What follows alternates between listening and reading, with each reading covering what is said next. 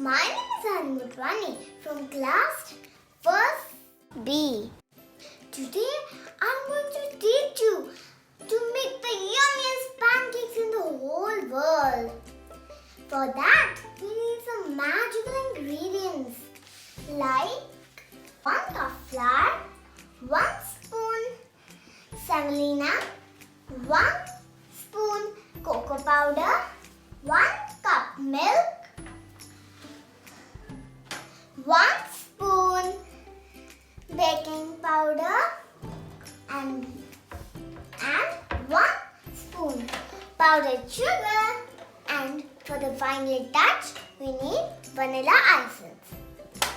First you add all the dry ingredients in a bowl. Now put milk and vanilla essence to make a batter.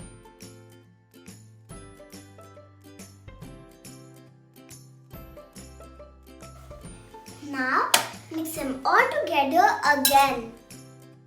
Now I would like to advise you to use help of your mom and dad to cook. First press your pan with oil. Give a good round shape. You know, my mom can do pancake flips too. And our pancake is ready in 2 minutes. It's time to pick it up.